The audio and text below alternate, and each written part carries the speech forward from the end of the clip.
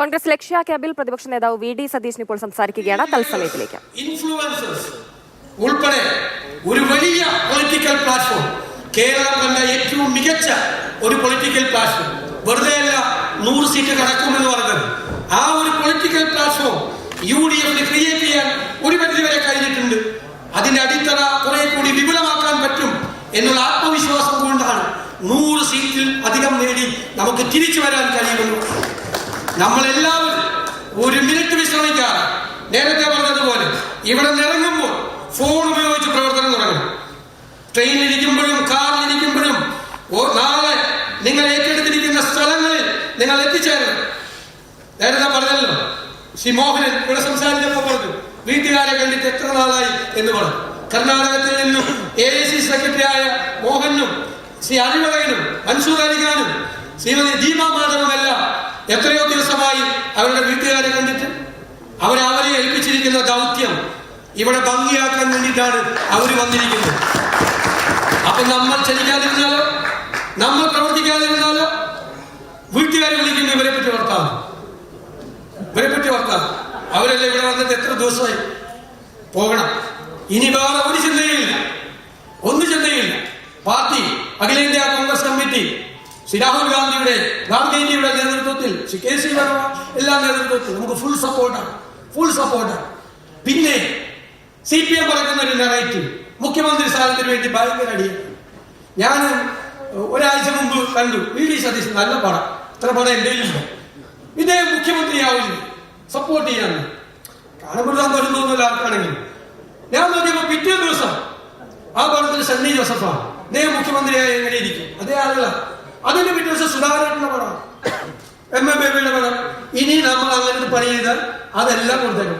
Thomas ഐസക്കിന്റെ പടം കൊടുത്തേക്കും. അതിനൊക്കെ പണം കൊടുത്തേക്കുന്ന നേതാക്കന്മാരല്ലേ, മുഖ്യമന്ത്രി സ്ഥാനാർത്ഥിയായ യോഗ്യനായിട്ടുള്ള ആളുകളല്ലേ. അതിനൊക്കെ പണി അതാണ്. ആ പണിയിൽ നിന്ന് നമ്മൾ വീഴരുത്. നമ്മൾ മനസ്സിലാക്കിക്കൊള്ളണം, ഇത് നമ്മളെ ഒന്നും പറയാനില്ല UDF-നെ കുറിച്ച്. നമ്മൾ അഭിമാനത്തോടെ പറയുന്നു, ഇത് വെറും UDF അല്ല, ടീം UDF. അപ്പുറത്ത് ശിഥിലമായി കൊണ്ടിരിക്കുന്ന LDF. നമ്മളെ സഹായിക്കാൻ കുറച്ച് പേരുണ്ട്. ഇങ്ങനെ ഇടയ്ക്കിടയ്ക്ക് ഇങ്ങനെ പത്രസമ്മേളനമൊക്കെ നടത്തി നമ്മളെ സഹായിക്കുന്ന കുറെ ആളുകളുണ്ട്. അവരൊക്കെ ആ പത്രസമ്മേളനങ്ങൾ തുടരണം എന്നാണ് എനിക്ക് കൃത്യമായിട്ട് പറയാനുള്ളത്. അപ്പോ നിറഞ്ഞ ആത്മവിശ്വാസത്തോടും, എങ്ങനെയാണ് ആത്മവിശ്വാസം? നിശ്ചയദാർഢ്യത്തിന്റെയും കഠിനാധ്വാനത്തിന്റെയും ആത്മവിശ്വാസം. ആ ആത്മവിശ്വാസത്തിനെ അടിത്തറയാക്കി ഒരു ചരിത്ര നിയോഗമാണ് ഈ ടീമിന്, KPCC ടീമിന് ചരിത്ര നിയോഗം. ഉജ്ജ്വലമായ ഭൂരിപക്ഷത്തോടെ 100-ലധികം സീറ്റോടുകൂടി UDF-നെ കേരളത്തിൽ അധികാരത്തിലേക്ക്, കേരളത്തിലെ പ്രവർത്തകരോട്, കേരളത്തിലെ ജനങ്ങളോടുള്ള നീതി പുലർത്തും എന്നുറപ്പ് പറഞ്ഞുകൊണ്ട് അതിനുവേണ്ടി കഠിനാധ്വാനം ചെയ്യണം എന്ന് വിനയപൂർവ്വം അഭ്യർത്ഥിച്ചുകൊണ്ട് ഞാൻ എന്റെ വാക്കുകൾ ചുരുക്കുന്നു. ഈ ക്യാമ്പ് ഗംഭീരമായി സംഘടിപ്പിച്ച എല്ലാ സംഘാടകരോടും സഹായിച്ച എല്ലാവരോടും ഞാൻ പ്രത്യേകമായി നന്ദി പറയും. ക്യാമ്പ് ഡെലിഗേറ്റ്സ് സീറ്റിൽ തന്നെ ഉണ്ടാവണേ. വിനീതമായിട്ടുള്ള അഭ്യർത്ഥന. ക്യാമ്പ് ഡെലിഗേറ്റ്സ് വയനാട്ടിലെ ലക്ഷ്യ ക്യാമ്പിൽ പ്രതിപക്ഷ V.D. സതീശൻ സംസാരിക്കുകയായിരുന്നു. വലിയ പ്രഖ്യാപനങ്ങൾ, വലിയ പ്രതീക്ഷ പങ്കുവച്ചുകൊണ്ടാണ് ലക്ഷ്യ ക്യാമ്പിൽ പ്രതിപക്ഷത്തിന്റെ പ്രസംഗം ഇപ്പോൾ അവസാനിച്ചിരിക്കുന്നത്. അടിസ്ഥാന വർഗത്തിനൊപ്പമാണ്, സാധാരണക്കാർക്കൊപ്പമാണ് കേരളത്തിലെ കോൺഗ്രസ്. കേരളത്തിലെ യഥാർത്ഥ ഇടതുപക്ഷം അത് കോൺഗ്രസ് ആണ്, CPM അല്ല എന്ന പ്രഖ്യാപനമാണ് സതീശനിൽ നിന്നുണ്ടായത് എന്നതും വളരെ പ്രധാനമാണ്, കൗതുകമുയർത്തുന്ന സാഹചര്യം കൂടിയാണ്. മാത്രമല്ല, കേരളത്തിലെ തകർക്കപ്പെട്ട സാമ്പത്തിക അടിത്തറ, സംസ്ഥാന സർക്കാരിന്റെ സാമ്പത്തിക അടിത്തറ അത് ഉയർത്തിക്കൊണ്ടുവരാനുള്ള ശ്രമം UDF-ന്റെ നേതൃത്വത്തിൽ സർക്കാർ വന്നാൽ ഉണ്ടാകും. ഇടതുപക്ഷത്തിന് ഒപ്പമുള്ള ബുദ്ധിജീവികൾ ഉൾപ്പെടെ UDF-നെ പിന്തുണയ്ക്കും. മുന്നണി വിപുലീകരണത്തെക്കുറിച്ച് നേരത്തെ അദ്ദേഹം പങ്കുവച്ച വിവരങ്ങളിൽ കുറെ കൂടി കൂട്ടിച്ചേർക്കലുകൾ ഇപ്പോൾ ഉണ്ടാകുന്നുണ്ട്. കേരളം ഇതുവരെ കണ്ടിട്ടില്ലാത്ത ഏറ്റവും വിപുലീകരിച്ച ഒരു പൊളിറ്റിക്കൽ പ്ലാറ്റ്ഫോം ആയിരിക്കും ഉണ്ടാവുക എന്നാണ് അദ്ദേഹത്തിന്റെ വാചകം. അതായത് LDF-നെയും BJP-യെയും പിന്തുണച്ച കക്ഷികൾ എന്ന അർത്ഥത്തിൽ മാത്രമല്ല, അതിനപ്പുറത്തേക്ക് വ്യക്തികളും മറ്റ് രാഷ്ട്രീയമല്ലാത്ത സംഘടനകളും ഒക്കെ UDF-ലേക്ക് അടുപ്പിക്കാനുള്ള ശ്രമം തുടരുന്നു. ഏറ്റവും വലിയ പൊളിറ്റിക്കൽ പ്ലാറ്റ്ഫോമായി സോഷ്യൽ എഞ്ചിനീയറിംഗ്, അതിന് മുഖ്യ പ്രാമുഖ്യം നൽകുന്നു UDF കോൺഗ്രസ് എന്നത് വിശദീകരിച്ചുകൊണ്ടാണ് 100 സീറ്റിലെങ്കിലും കുറഞ്ഞത് ജയിച്ച് അധികാരത്തിലേക്ക് എത്തും എന്ന് വയനാട് ലക്ഷ്യ ക്യാമ്പിൽ ഇപ്പോൾ V.D. സതീശന്റെ പ്രഖ്യാപനം ഉണ്ടായിരിക്കുന്നത്. UDF 43 സീറ്റ് അധികമായി നേടും എന്നതാണ് ഇപ്പോൾ V.D. സതീശൻ പറയുന്നത്. ലക്ഷ്യ ക്യാമ്പ് 2 ദിവസമാണ് വയനാട്ടിൽ സംഘടിപ്പിച്ചിരിക്കുന്നത്. തദ്ദേശ തെരഞ്ഞെടുപ്പിലെ വിജയത്തിന്റെ ഊർജ്ജത്തിൽ നിയമസഭാ തെരഞ്ഞെടുപ്പിന് മുന്നോടി നടത്തുന്ന ക്യാമ്പാണ്. അവിടെയാണ് പ്രതിപക്ഷ നേതാവ് മുന്നണി സമവാക്യങ്ങളിൽ വലിയ മാറ്റമുണ്ടാകും എന്ന് വിശദീകരിക്കുന്നത്. അതേസമയം മുന്നണി സമവാക്യത്തിലെ മാറ്റമെന്ന് കേവലം കക്ഷി രാഷ്ട്രീയത്തിലെ മാറ്റമായിരിക്കില്ല, വിപുലമായൊരു പൊളിറ്റിക്കൽ പ്ലാറ്റ്ഫോം എന്ന അർത്ഥത്തിലാണ് എന്ന് കുറെ കൂടി വിശദീകരിക്കുകയായിരുന്നു ഇന്നത്തെ വയനാട്ടിലെ പ്രസംഗത്തിൽ വി.ഡി. സതീശൻ. അമൽ തേനമ്പറമ്പുണ്ട്. അമൽ, മുന്നണി വിപുലീകരണം, സോഷ്യൽ എഞ്ചിനീയറിംഗ് അടക്കമുള്ള കാര്യങ്ങൾ ചൂണ്ടിക്കാണിച്ചുകൊണ്ട് എത്രത്തോളം വലിയ ആത്മവിശ്വാസം പ്രകടിപ്പിക്കുന്നുണ്ട്? സ്ഥാനാർത്ഥി നിർണയവുമായി ബന്ധപ്പെട്ട കാര്യങ്ങൾ ഉൾപ്പെടെ പ്രതികരണങ്ങൾ ഉണ്ടാകുന്നുണ്ടോ ലക്ഷ്യ ക്യാമ്പിൽ?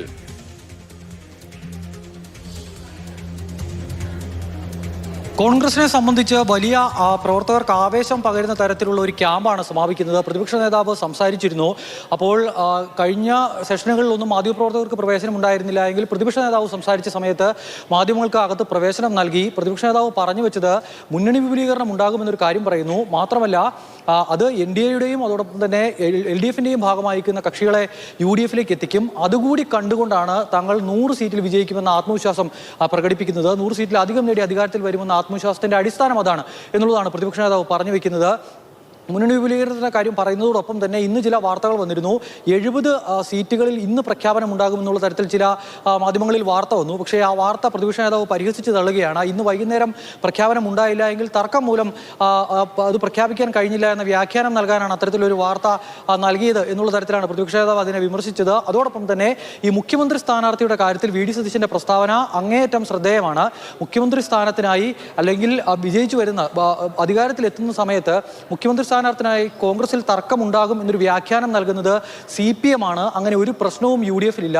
പല നേതാക്കളുടെയും ചിത്രം വെച്ച് ഇവർ മുഖ്യമന്ത്രിയായാൽ എങ്ങനെ ഉണ്ടാകും എന്നുള്ള ചോദ്യം ചോദിച്ചുകൊണ്ട് അത് പല ആളുകളുടെ കെ മുരളീധരൻ്റെ അടക്കം PC വിഷ്ണുനാഥിൻ്റെ അടക്കം KC വേണുഗോപാലിൻ്റെ അടക്കമുള്ള ചിത്രങ്ങൾ വെച്ച് ഇങ്ങനത്തെ പ്രചരണം നടക്കുന്നു. അത് ഇവിടെ വലിയ തർക്കമുണ്ട് എന്ന് കാട്ടാനാണ്. അത്തരത്തിൽ യാതൊരുവിധ തർക്കങ്ങളുമില്ല, ഒരു തർക്കവുമില്ലാതെ ഒരു മുഖ്യമന്ത്രിയെ പ്രഖ്യാപിക്കാൻ കഴിയും എന്നുള്ളതാണ് വി.ഡി. സതീശൻ പറഞ്ഞു വെക്കുന്നത്. ആ സ്ഥാനത്തിന് വേണ്ടി ആരും ഇവിടെ കലഹിക്കില്ല എന്നൊരു കാര്യം കൂടി പറയുമ്പോൾ അതിൽ ഒരുപാട് കാര്യങ്ങൾ വായിച്ചെടുക്കാനുണ്ട്. എന്താണ് വിഡിയുടെ മനസ്സിലെന്ന് പറയാൻ കഴിയുന്നില്ല എങ്കിൽ കൂടി ഒരു തർക്കത്തിലേക്ക് ഈ ഘട്ടത്തിൽ അല്ലെങ്കിൽ ഈ തിരഞ്ഞെടുപ്പ് ഘട്ടത്തിൽ മുഖ്യമന്ത്രി സ്ഥാനാർത്ഥിയെ ചൊല്ലി യാതൊരുവിധ പ്രശ്നങ്ങളും ഉണ്ടാകില്ല എന്നുള്ളൊരു ധാരണ 2 ദിവസത്തെ ക്യാമ്പിൽ ഉണ്ടായിട്ടുണ്ട്. അവകാശവാദികൾ ഉണ്ടാകില്ല എന്നുള്ള ഒരു ധാരണ 2 ദിവസത്തെ ക്യാമ്പിൽ ഉണ്ടായിട്ടുണ്ട്. വലിയ ആത്മവിശ്വാസം പകർന്നുകൊണ്ട് ഇന്നലെ തന്നെ ഒരു 85 സീറ്റിലധികം ഏത് പ്രതിസന്ധി ഘട്ടത്തിലും വിജയിക്കാൻ കഴിയുമെന്ന പ്രതീക്ഷയൊക്കെയാണ് നേതാക്കൾ കണക്കുകൾ നിരത്തി പങ്കുവയ്ക്കുന്നത്. ഓരോ ജില്ലയിൽ നിന്നുള്ള കണക്കുകൾ അവതരിപ്പിച്ചു. പക്ഷേ ആ കണക്ക് തദ്ദേശ തെരഞ്ഞെടുപ്പിന്റെ അടിസ്ഥാനത്തിലുള്ള കണക്കാണ്. ആ കണക്കുമായി മുന്നോട്ട് പോകാൻ കഴിയില്ല എന്ന് മറുവിഭാഗം നേതാക്കൾ പറയുന്നുമുണ്ട്. കാരണം തദ്ദേശ തെരഞ്ഞെടുപ്പിന്റെ വോട്ടിംഗ് പാറ്റേൺ അല്ല നിയമസഭാ തെരഞ്ഞെടുപ്പിൽ എന്ന് അവർ ചൂണ്ടിക്കാട്ടുന്നു. അതോടൊപ്പം തന്നെ കഴിഞ്ഞ ലോക്സഭാ തെരഞ്ഞെടുപ്പിന്റെ കണക്ക് പരിശോധിച്ചാൽ 100-ലധികം സീറ്റിൽ UDFിന് ഭൂരിപക്ഷം ഉണ്ടായിരുന്ന ഒരു സാഹചര്യം ഉണ്ടായിരുന്നു. അവിടെ നിന്നാണ് തദ്ദേശ തെരഞ്ഞെടുപ്പിലേക്ക് എത്തിയപ്പോൾ അത് കുറയുകയാണ് ചെയ്തത് എന്നുള്ളതാണ് ആ നേതാക്കൾ ചൂണ്ടിക്കാണിച്ചത്. എന്തായാലും ക്യാമ്പ് അല്പസമയത്തിനകം തന്നെ സമാപിക്കും. സ്ഥാനാർത്ഥി പട്ടിക, ആദ്യഘട്ട സ്ഥാനാർത്ഥി പട്ടിക, സിറ്റിംഗ് MLA മാർ ഉൾപ്പെടെയുള്ളവർ മത്സരിക്കുമെന്ന കാര്യത്തിൽ ഉറപ്പാണ്. ആരോഗ്യ പ്രശ്നമുള്ള സിറ്റിംഗ് MLA മാർ, താല്പര്യമില്ലാത്ത ആരോഗ്യ പ്രശ്നം കാരണം മത്സരിക്കാനില്ല എന്ന് പറഞ്ഞ് 1-2 പേരൊഴികെ ബാക്കി എല്ലാവരും മത്സരിക്കുമെന്ന കാര്യം ഉറപ്പാണല്ലോ. അപ്പോൾ ഈ മാസം പകുതിയോടുകൂടി ആദ്യഘട്ട സ്ഥാനാർത്ഥി പ്രഖ്യാപനം ഉൾപ്പെടെ നടത്താനുള്ള ആലോചനയിലെ കോൺഗ്രസ് നടക്കുന്നത്. അതുമായി ബന്ധപ്പെട്ട് ചർച്ചകൾ നടന്നു. ഇപ്പോൾ ശശി തരൂർ മുഴുനീളം ഈ യോഗത്തിൽ പങ്കെടുക്കുന്നു. സുനിൽ കനകോലു, തെരഞ്ഞെടുപ്പ് തന്ത്രജ്ഞൻ, റിപ്പോർട്ടുകൾ AICCക്കും KPCക്കും ഉൾപ്പെടെ നൽകുന്ന സാഹചര്യത്തെക്കുറിച്ച് പഠിക്കുന്ന ടീമിൻ്റെ ഭാഗമായി പങ്കെടുത്തു. അപ്പോൾ ഏത് തരത്തിലാണ് സ്ഥാനാർത്ഥി പ്രഖ്യാപനം ഉൾപ്പെടെയുള്ള കാര്യങ്ങളിൽ ധാരണയിലേക്ക് ഈ യോഗത്തിൽ അത്തരമൊരു ചർച്ച ഉണ്ടായിട്ടുണ്ടോ അമൽ?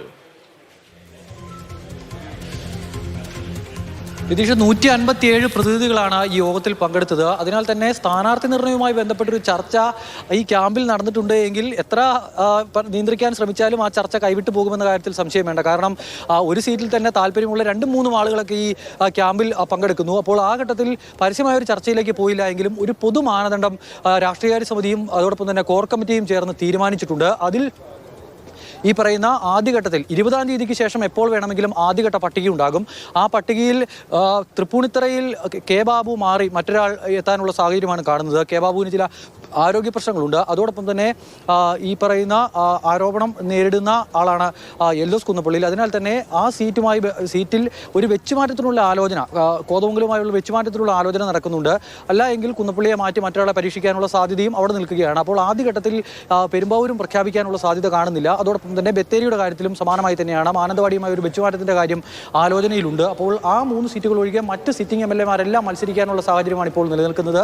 ആ പ്രഖ്യാപനം അധികം വൈകാതെ തന്നെ ഉണ്ടാകും. ഇതിന്റെ കണക്കുകളും കാര്യങ്ങളും എല്ലാം കൃത്യമായി തന്നെ സുനിൽ കനകോലു ഈ നേതാക്കൾക്ക് മുന്നിലേക്ക് എത്തിച്ചിട്ടുണ്ട്. ഇതിനിടയിലാണ് ഏറ്റവും പ്രധാനപ്പെട്ട ഒരു പ്രതികരണം ഇന്ന് KC വേണുഗോപാലിന്റെ ഭാഗത്തു നിന്നും ഉണ്ടായത്. ചില ദൃശ്യങ്ങളും ഇന്ന് കണ്ടത് വളരെ കൗതുകകരമായി തോന്നി. പ്രത്യേകിച്ചും ശശി തരൂരിന്റെ ഒരു സാന്നിധ്യം തന്നെയാണ്. കഴിഞ്ഞ 2 ദിവസമായി പൂർണ്ണമായി ക്യാമ്പിൽ സജീവമായി തരൂർ പങ്കെടുക്കുന്നു എന്ന് മാത്രമല്ല, തരൂരുമായി ബന്ധപ്പെട്ട് തരൂരിന്റെ ഈ പാർട്ടിക്ക് വിധേയനായുള്ള നിൽപ്പിനെ പറ്റിയുള്ള ചോദ്യത്തിന് രമേശ് ചെന്നിത്തലയും KC വേണുഗോപാലൊക്കെ പ്രതികരിച്ചത് ഭയങ്കര രസമായാണ്. ഇപ്പോൾ ഈ തദ്ദേശ തെരഞ്ഞെടുപ്പിന് ശേഷം കോൺഗ്രസ് അധികാരത്തിലേക്ക്, UDF അധികാരത്തിലേക്ക് വരണമെന്ന് ഇവിടുത്തെ സാധാരണക്കാരായ പാർട്ടി പ്രവർത്തകരും ജനങ്ങളും ആഗ്രഹിക്കുന്നു.